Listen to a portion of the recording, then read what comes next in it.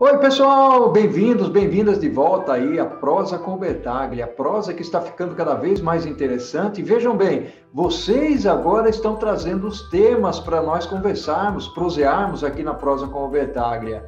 Ou seja, as pessoas estão sugerindo, recomendando. E aí eu convido os meus amigos que querem compartilhar o conhecimento e as suas experiências, ou seja, as competências que eles têm para poder disseminar um pouquinho aqui no Educar para Transformar. E o tema de hoje é um tema fantástico: transformação digital, ameaça ou oportunidade? Nós sabemos que esse é um tema que está muito em voga, nós temos conversado muito sobre ele, as empresas têm uma preocupação muito grande de como entender e implementar a transformação digital.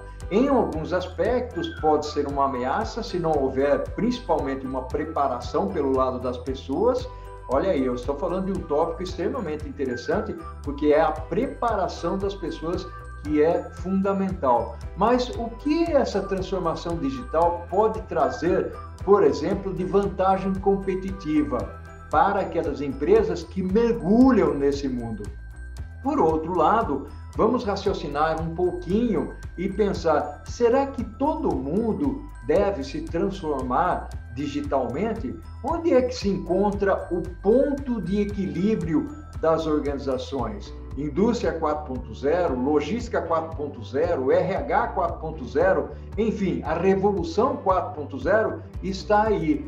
Mas quais são as opções que nós temos? Os países também estão embarcando nisso. Nós estamos olhando aí países como Espanha, Estados Unidos, França, logicamente a Alemanha, a China, criando situações para esse momento da transformação digital e da indústria 4.0. E nós, como é que ficamos? Isso é muito importante. Eu vou trazer aqui uma pessoa fantástica para prosear comigo e conversar sobre a transformação digital, a sua ameaça ou a sua oportunidade. É o meu amigo Décio Macedo. Meu caro Décio, fantástico, amigo de Happy Hour lá de Jundiaí, amigo de Unilever, ou seja, amigo a longo tempo. Seja bem-vindo, Décio. Olá, Paulo. Quero primeiro agradecer, né, a gentileza do convite, né? É muito bacana a gente poder conversar, né? Espero que as pessoas que vão acessar esse vídeo aproveitem, curtam, né? Porque é um assunto bastante interessante, né? Então, eu acho que é uma oportunidade, né, muito bacana para a gente conversar, avaliar pontos de vistas, né? E dar algumas dicas aí para o pessoal que está no meio dessa jornada, né? Quais são os pontos de atenção que vocês devem ter tomar muito cuidado, né? Que erros que a gente identifica que algumas empresas acabam cometendo, né? E para avançar, né? Você mencionou aí nos seus comentários, né? Ou seja, dá para aplicar, não dá para aplicar, né? Eu acredito que sempre dá, né? Eu acho que o que é difícil é a gente definir o caminho e avaliar, dentre as diversas alternativas que a gente tem, qual que é mais adequada para o nosso tipo de negócio, né? Acaba sendo um desafio, são tantos caminhos e tantas oportunidades, tantas alternativas, que fazer análise disso e para você conseguir associar o melhor caminho para a sua organização acaba sendo um dos desafios, né, para você implementar a transformação digital. Que bacana, Décio, fantástico. Você sabe que tem vindo pessoas aqui falar um pouco sobre o tema de digital, né? Ou seja, machine learning, inteligência artificial. Nós tivemos algumas pessoas vindo aqui falar e conceituando esse tema. Nós sabemos que é um mundo muito amplo dentro do contexto da tecnologia, certo, o Décio? Agora, nós não tratamos ainda a perspectiva da ameaça ou da oportunidade, porque tem pessoas preocupadas, mas também tem empresas preocupadas. Então, eu gostaria de trazer aqui, Odécio, e aqui isso é uma prosa, né? Toda prosa é improvisada, e sai gostoso, né? Esse tipo de conversa, exatamente porque nós falamos com o coração aqui, né, Odécio? Então, meu amigo, vamos lá, o que é uma transformação digital e por que tem pessoas e empresas que enxergam como oportunidade e outras, Décio, enxergam como uma ameaça?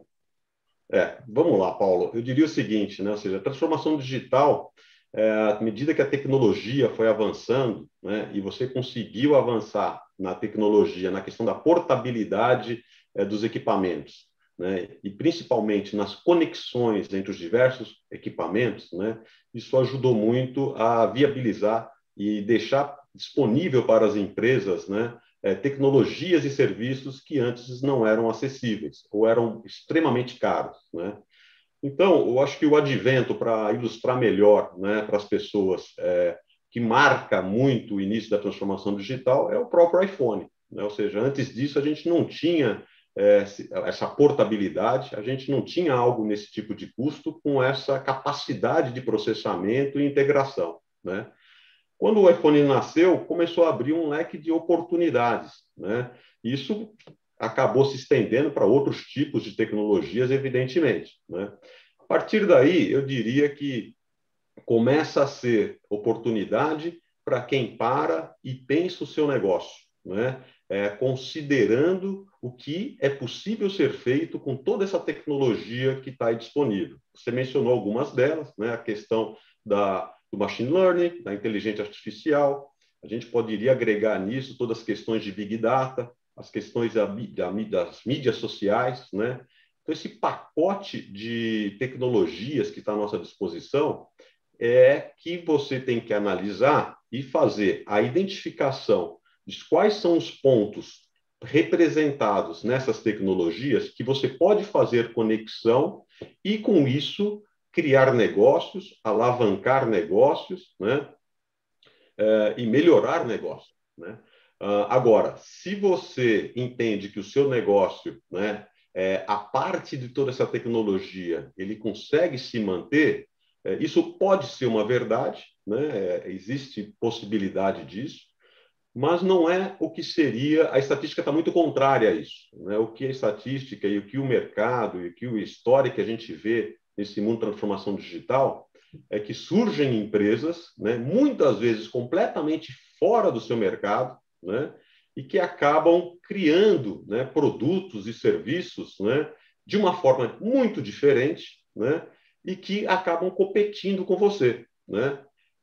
E às vezes essa competição vem de lugar que você nunca espera, né? Um exemplo clássico disso, de competição com transformação digital, né? O aeroporto de São Francisco, né? Que tinha um estacionamento brutal, né?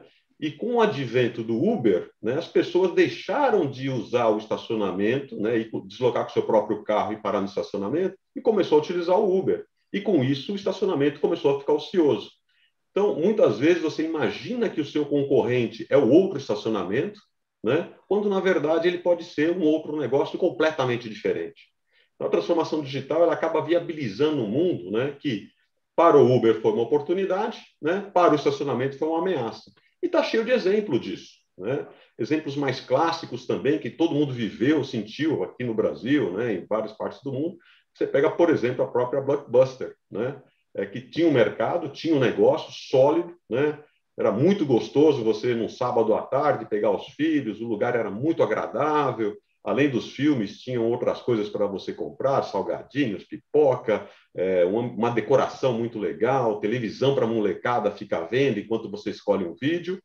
E do outro lado apareceu Netflix, né? Que veio alugando o DVD, né? Não começou diretamente, né, fazendo a plataforma digital que a gente hoje utiliza, mas começou alugando o DVD, ofereceu esse serviço para a Blockbuster. A Blockbuster estrategicamente se equivocou, imaginando que o negócio dele estava bom demais, não precisava mexer, né? E a Netflix acabou do aluguel do CD e do DVD migrando, né, para a plataforma de streaming, né, com o crescimento da internet e a possibilidade, né, dos links de comunicação com capacidade de você fazer um streaming de vídeo, né? Quem começou na internet de escada sabe o quanto era difícil ver um vídeo no YouTube, né? Com limitação, se não me engano, de 9 minutos no começo, né? E quando essa tecnologia avançou, a Netflix virou o que virou, né? Hoje até produz filmes, né? Ela é produtora de filmes, séries, uma série de coisas, ou seja, saiu de um aluguel de DVD para fazer streaming e avançou para a produção de conteúdo, né? E a Blockbuster a gente viu onde foi parar, né? Virou Lojas Americanas em alguns lugares, né? E simplesmente acabou quebrando, não existe mais. Então, esse é o cuidado que tem que ter na transformação digital, né? Eu vejo muitas empresas que, quando você vai falar transformação digital, olha muito para o CIO, e eu, como CIO, eu sinto um pouco disso na pele, e fala assim, olha, a transformação digital está relacionado à tecnologia da informação. Então, você, CIO e sua equipe, por favor, faça a nossa empresa se transformar digitalmente. Isso, eu acho, um grande equívoco, né? Porque transformação digital está muito mais alinhado àquilo que eu comecei falando, de você avaliar essa oportunidade de mercado, né, de negócio, e o CIO ele vai aportar que tipo de tecnologia é mais adequada a toda essa transformação de negócio que você está querendo viabilizar, né? Então, pegando um exemplo de uma cooperativa de táxi que tem um CIO lá, e aí o CEO fala, CIO, melhora aí os processos, ele vai fazer a cooperativa de táxi ficar a melhor do mundo. Os processos vão ficar super eficientes, mas aquilo nunca vai virar Uber. Para virar Uber, você tem que repensar o seu negócio.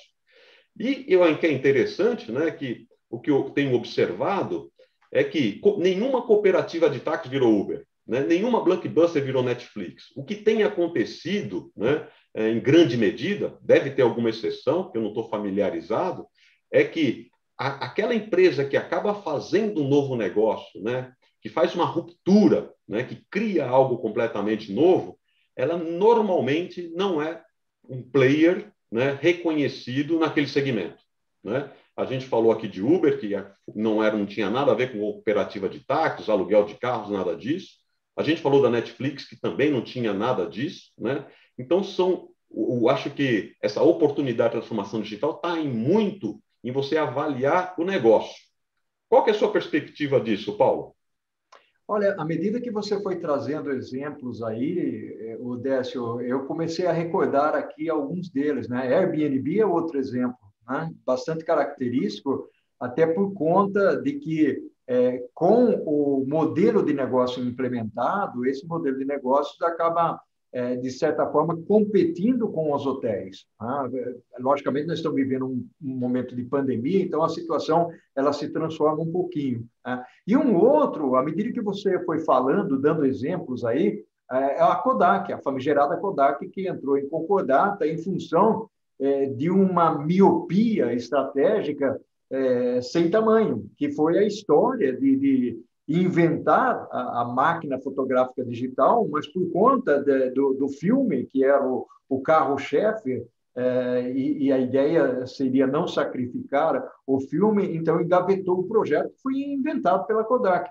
E deu no que deu, né? Os japoneses vieram com as máquinas digitais e a Kodak está aí a duras penas, patinando, tentando mudar de negócio, mas não é mais a empresa que foi naquela época. Mas eu concordo totalmente contigo dentro dessa característica. E muito legal aí, Décio, porque você fez comentários que suportam o título aqui, o nosso tema, as ameaças e oportunidades. E achei muito bacana esse exemplo que você trouxe do aeroporto de São Francisco com relação ao Uber e fazendo uma conexão com o CIO, né? Imagine se o CIO do aeroporto fosse flexibilizar toda a parte tecnológica do aeroporto, né? Mesmo iria gastar rios de dinheiro e não ia conseguir combater o Uber, né? Bacana, meu amigo. Vamos em frente, vamos lá.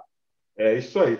E eu acho que o trabalho, ou seja, o CIO, eu acredito que ele é o elemento, né, a pessoa dentro da organização que tem um conhecimento, né, até mesmo porque está inserido nessas tecnologias, de explicar isso para a organização, né, de esclarecer, fazer um processo até que o pessoal fala muito, né, de evangelização, né, ou seja, deixar muito claro que não é o time de IS, o time de tecnologia da informação, que vai conseguir fazer toda essa transformação sozinho, né? Eles têm que convidar, chamar essas pessoas, né? Esse exemplo que você colocou da Kodak é interessante, que era uma empresa de tecnologia que desenvolveu o produto, conforme você mencionou, mas definiu uma estratégia equivocada, né? E aí remete ao que eu estava falando no princípio, né? Ou seja, a transformação digital está muito relacionado à estratégia. Porque, no final das contas, não querendo menosprezar aquilo que eu próprio faço, depois é uma discussão de tecnologia, né? Que tipo de serviço que você vai fazer, onde é que você vai hostear isso, né? E aí você tem várias alternativas, mas acaba sendo uma discussão, quando você coloca em perspectiva a sobrevivência do negócio, entre a estratégia e a solução técnica, a estratégia é muito mais preponderante, né? E a percepção que eu tenho é que muita gente acaba esquecendo um pouco disso, né? E eu acho que o que reflete isso muito dentro das organizações, que hoje já estão muito estabelecidas, né, é que nenhuma empresa conseguiu reinventar e criar um próprio negócio, né? O que eu tenho visto também é que um caminho para você sair disso, né, e num curso que eu fiz, né, em Harvard, né, relacionado a essa questão de disruptura, né, de você fazer uma estratégia de criar um novo negócio, né, é quando você fala criar um novo negócio, você tem que criar até mesmo uma nova empresa. Por quê? Porque dentro da sua empresa que você já trabalha, você tem uma que se chama-se de profit formula, né? Ou seja, como é que você faz a composição do seu preço? Se você levar todos os padrões hoje implementados na sua empresa para um negócio novo, uma tecnologia nova, né? O que pode acontecer? Você pode inviabilizar esse negócio. Uhum. Então, quando você tem um novo negócio, né, que é diferente daquilo que você já estava trabalhando, né, você caminhar para criar uma nova empresa, trazer pessoas novas, diferentes, e a partir daí você dar seguimento a isso, é o caminho adequado, né? Não dá para você colocar dentro de uma empresa com os mesmos padrões, todas essas tecnologias e todos esses negócios, e imaginar que vai funcionar. Você tem que fazer isso de uma forma separada. Você teve alguma experiência relacionada a isso, Paulo? Alguma situação em que isso já aconteceu e que você vivenciou algo similar? Olha, eu tenho vivenciado algumas situações desse tipo com alguns projetos, e eu gostaria de trazer aqui, inclusive, alguns exemplos nacionais que vêm até à luz de algumas situações de competitividade, de concorrência, vem se saindo muito bem, principalmente na parte do comércio eletrônico. E aí eu posso citar o nome de empresa.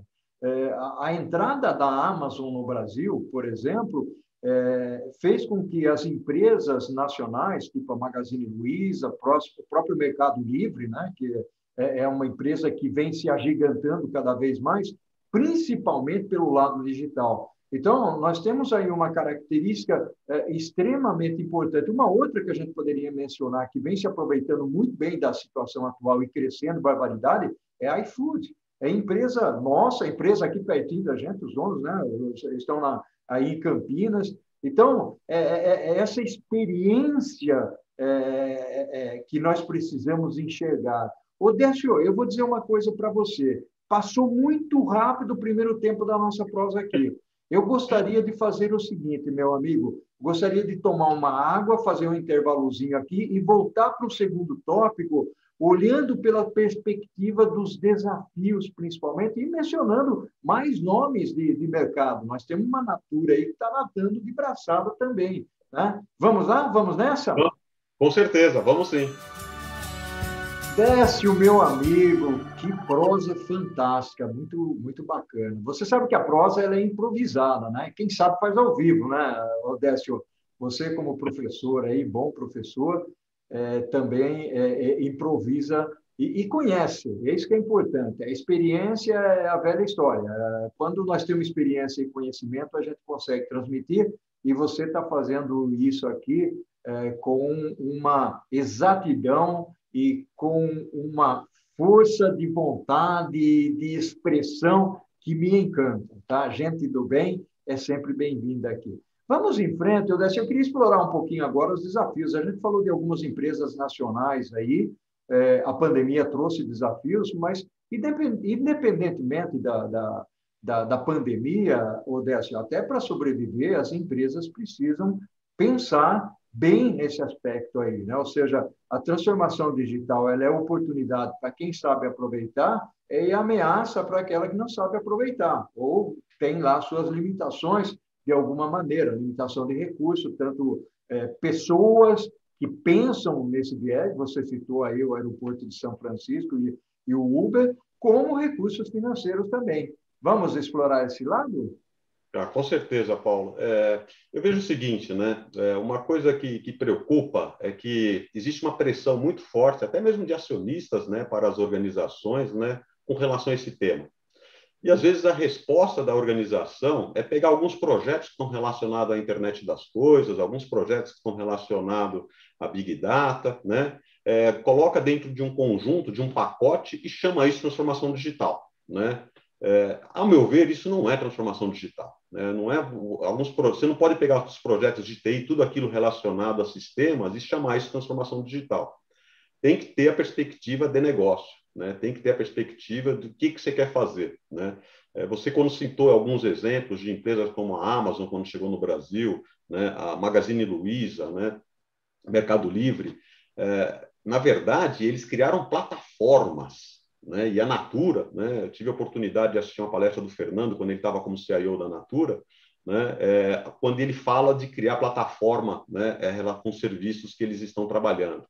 Esse é um caminho que tem que ser avaliado, né? Que tipo de plataforma que você quer criar, que tipo de plataforma que você quer participar e alavancar o seu negócio, né? Não quer dizer que você tem que criar uma plataforma para fazer uma transformação digital, mas eu acho que a ameaça é um pouco disso, né?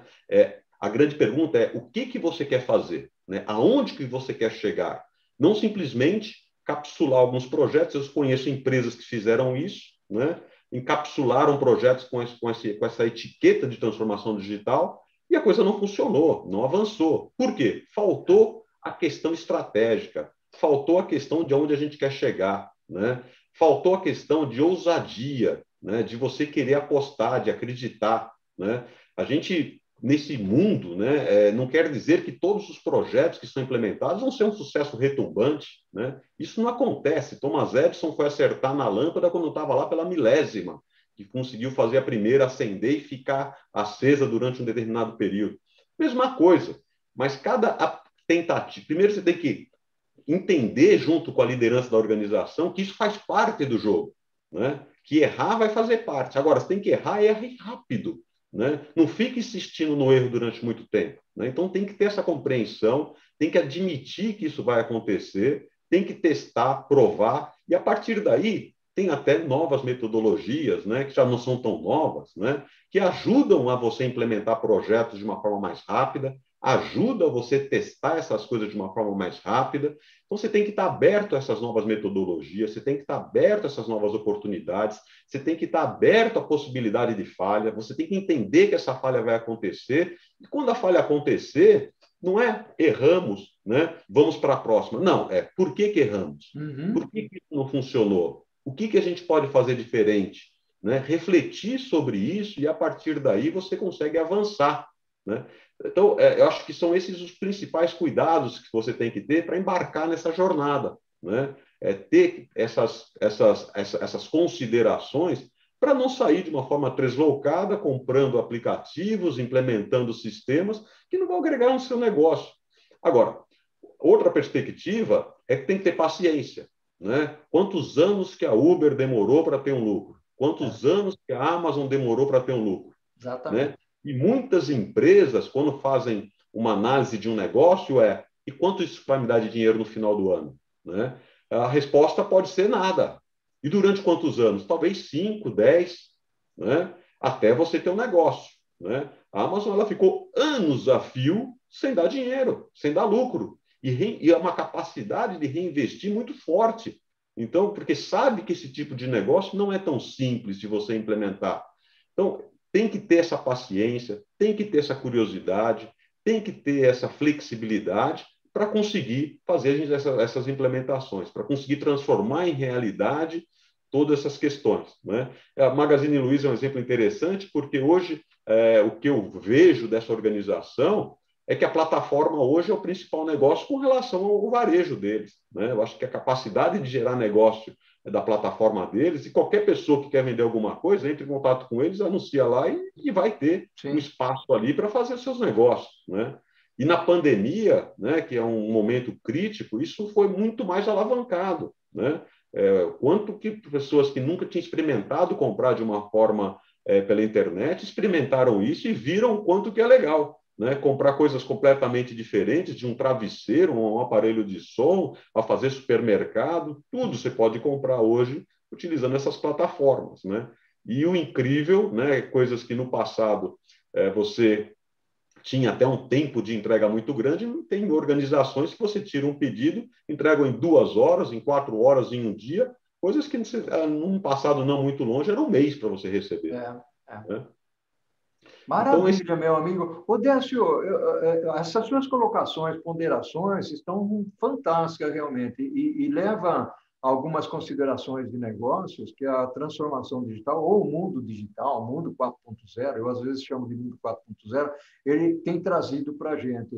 E você acabou falando, citando o termo agilidade aí, que é uma premissa basicamente voltada para a experiência do cliente. Então, hoje a tecnologia ela encurta a distância, né? exato. E uma das coisas que eu estive conversando com um amigo meu recentemente é exatamente como é que fica a logística dentro desse espectro todo no aspecto tecnológico, né? Quando você olha para a Magazine Luiza, para a Amazon, para o Mercado Livre, você começa a ficar em dúvida. São empresas de comércio eletrônico, são empresas logísticas, são empresas de varejo, ou seja, que tipo de empresa, né? Ou é um mix, é um modelo híbrido, né, que existe, até porque a Amazon comprou um grande varejista, comprou 20 aeronaves, né? Então, são questões que ficam agora, é a perspectiva do que você colocou no primeiro bloco, né? Ou seja, muitas vezes nós estamos olhando para aquelas empresas como sendo o meu grande concorrente. E aí eu queria chamar a atenção para uma outra coisa. Nós estamos no mundo das startups. Soluções criativas estão surgindo a todo momento. E, basicamente, eu diria para você que 80%, 90% das soluções que as startups trazem são calcadas, são baseadas em tecnologia, calcada no mundo digital, né? Então, muitas vezes, as grandes corporações estão enxergando ou olhando para os seus concorrentes grandes, né? E não olham, por exemplo, para aqueles pequenininhos que, de repente, vai se transformar em um grande e você despreza, né? Deixa de lado. Esse aí está pequenininho e tal. Então, quando ele crescer um pouquinho, eu vou comprá-lo. Só que tem um pequeno detalhe. Quando ele crescer um pouquinho e ele ficar importante, o seu concorrente também pode comprá-lo, né? Que é o que tem acontecido no mercado. A gente tem olhado por essa perspectiva também. O que você acha disso? Porque isso se encaixa na ameaça à oportunidade também, né? Sem dúvida, né? Só voltando ao ponto que você mencionou, né, da questão de empresas que têm a parte de logística e de tecnologia, né, e a gente fica na dúvida.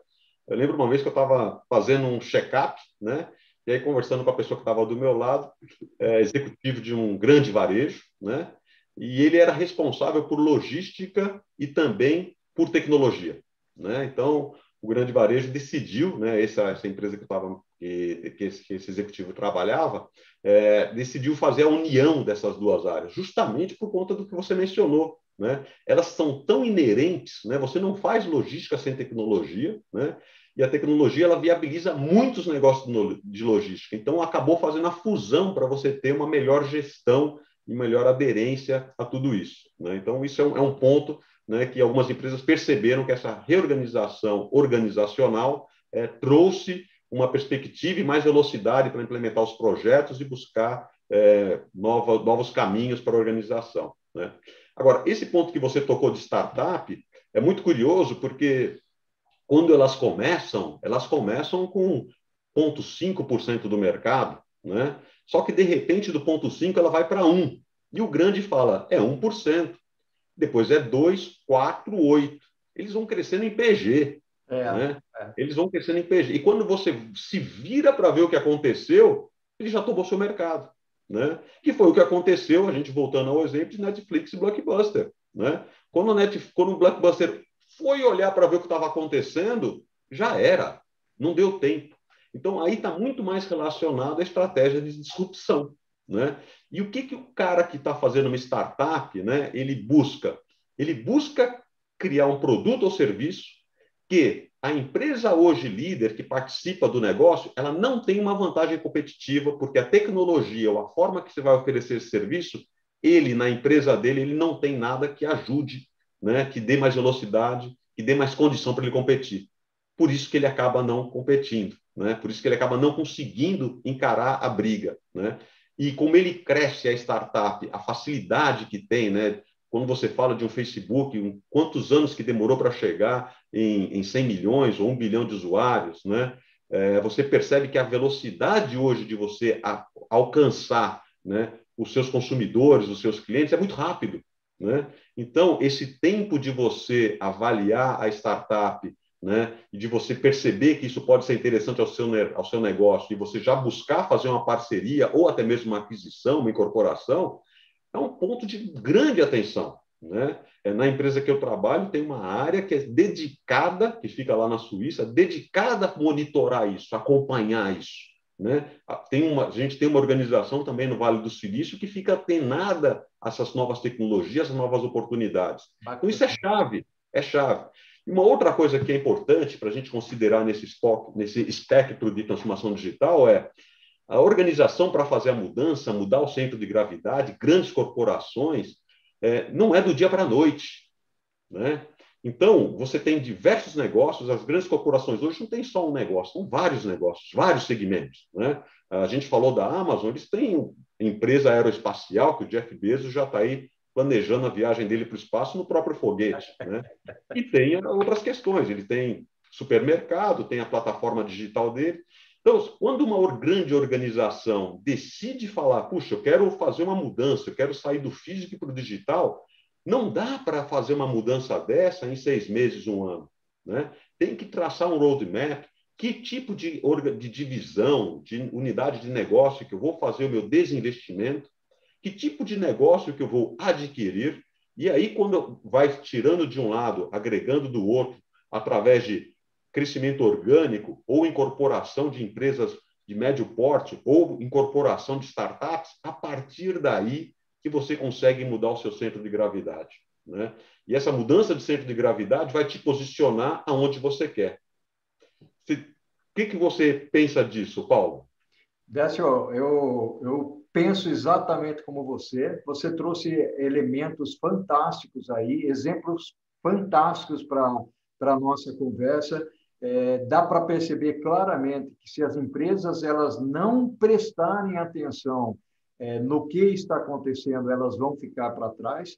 E é interessante, né, Décio, até pela perspectiva que você colocou, não dá só para você pensar na tecnologia. Você tem que olhar o mercado, você tem que olhar o cliente, tem que olhar o concorrente, saber como as coisas estão evoluindo. Então, é um aspecto de criatividade, de solução de problemas, de entendimento, de trazer novas coisas, de ser empático com o mercado. Eu costumo usar essa expressão, empatia com o mercado, empatia com o cliente, porque isso vai trazer a diferença, ou vai fazer a diferença, olhar pela perspectiva da sustentabilidade, que é outro fator fundamental nesse processo todo. Eu iniciei um projeto, inclusive, que era um projeto voltado para a embalagem, né?